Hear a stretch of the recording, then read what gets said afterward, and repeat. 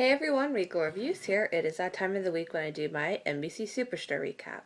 So to recap on this week's episode, week's episode was called Demotion, and it's basically continuing from last week's episode when Dina said to the staff that she's gonna resign from her assistant manager position and work as one of the regular workers in the store because she wants a relationship with Jonah. And I think it's really sad because it's so out of Dina's character, because Dina is so much stronger than that, and let's be honest, Dina can do so much better than Jonah. It's it's so heartbreaking because she doesn't realize that Jonah doesn't like Dina in the way that Dina likes Jonah.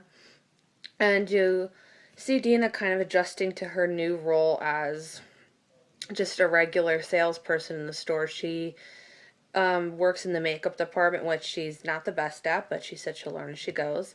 And Cheyenne tries to help her, but Dina wants to do things for herself, which I think that's amazing, and that's something that we could all learn from. I love how Dina tries to figure out things for herself instead of getting help from others. And Dina finally hears how Jonah feels about her, because Jonah was actually kind of afraid to tell Dina how he feels, so he recorded it on his phone, and the phone dropped when Dina was trying to kiss him, and she heard that, and my heart just shattered. I was like, oh my god, I feel so bad for her. I just want to give Dina a hug. I feel for her. It's awful to have your heart broken like that. And oh my gosh, I felt bad for her, but it's not about how you get knocked down, it's how you get back up. And Dina got back up right away, and at the end of the episode, Jonah felt bad, and he wanted to apologize to Dina, but Dina already has a boyfriend to have risotto and watch Hoosiers with. So I'm glad that Dina is moving on from Jonah very quickly. She's taking it like a champ. What also went on is Glenn trying to find a replacement for Dina, and nobody could replace Dina, let's be quite honest here.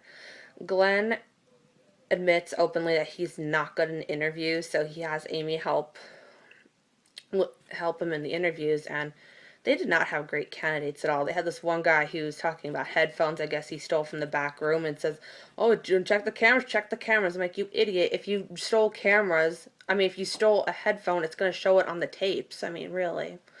And Glenn actually offers it to Amy, but she refuses at first because it's for the same pay and more work. But she later accepts the position when she finds out that she gets financial aid for college, which she's in college now, so that actually helps her out a whole lot. I'm so disappointed that Mateo did not get the assistant manager position, because he is just awesome for the role, and Garrett in his usual role is trying to, he gets bored in his job sometimes, so he tries to mess with other people, and he was messing with Mateo when Mateo was making this big presentation saying why he should be manager, and Garrett says that there's a talent portion, so Garrett's having Mateo work on this rap and these moves and everything, and at the end of the episode you see Mateo come out in I believe it's the Uncle Sam outfit that Glenn wore in Color Wars, and he has sparklers, and you just hear all this music. I'm like, oh my god, I love this guy. He's just amazing. Mateo is like, besides Dina, Mateo's my favorite character. And I really think Glenn is bad in interviews, because if he was good at it and had good judgment, he would have Mateo as the assistant manager. I say Mateo should be assistant manager. Peace. So that's it for this week's NBC Superstore. I hope you enjoyed this recap. I hope if you haven't seen NBC Superstore that you tune into it, because you won't regret it. It's an amazingly funny show. It's very original and so unique. You won't regret it. If you want to catch Superstore, it is on Monday nights, 8 o'clock on NBC. I hope you enjoyed this Superstore recap, and until next time, stay regal.